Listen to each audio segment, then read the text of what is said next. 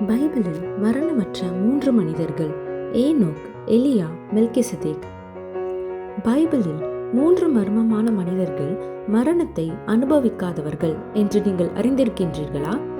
Enoch, எலியா, மெல்கிசதேக் கடவுளுடன் மிகவும் நெருங்கி நடந்த மூவர்.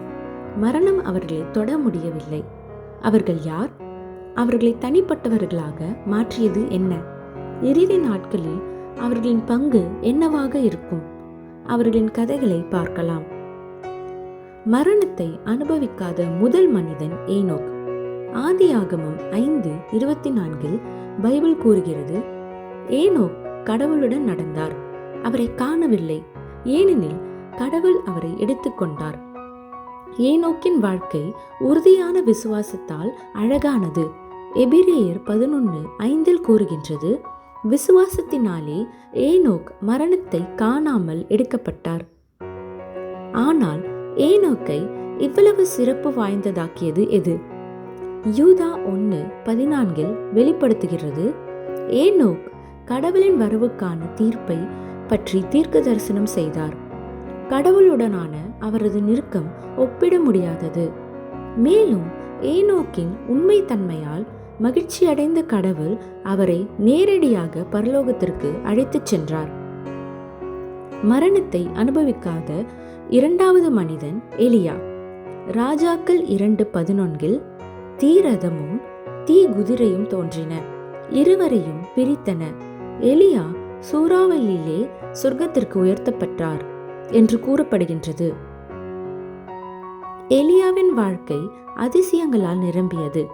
சொர்க்கத்திலிருந்து தீயை அழைத்தல், சாவடைந்தவர்களை உயிர்த்தெழுதல், உலர்ந்த நிலத்தில் மழையை கொணர்தல், கடவுளின் சத்தியத்தை எல்ல வல்லதொரு தீர்க்கதரிசி.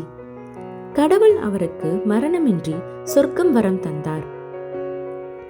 மூன்றாவது மனிதன் மெல்கிசதேக், மர்மமான ஆசாரியன் அரசன்.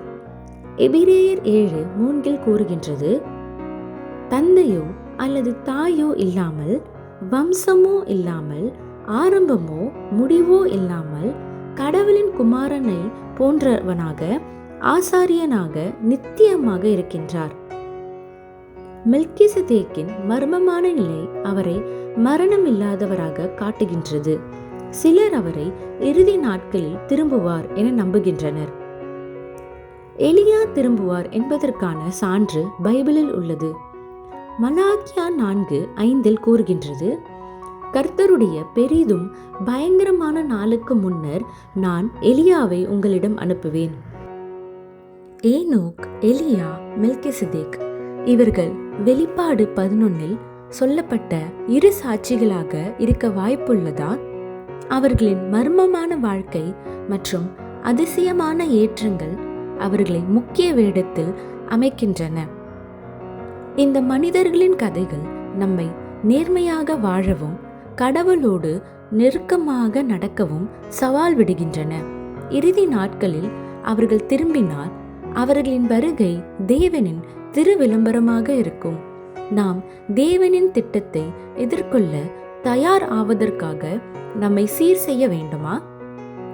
இந்த காணொளி உங்களுக்கு ஊக்கமாக இருந்தால் பகிரவும், மேலும் பைபிள் மர்மங்களுக்காக சப்ஸ்கிரைப் செய்யவும். Thank you God for everything.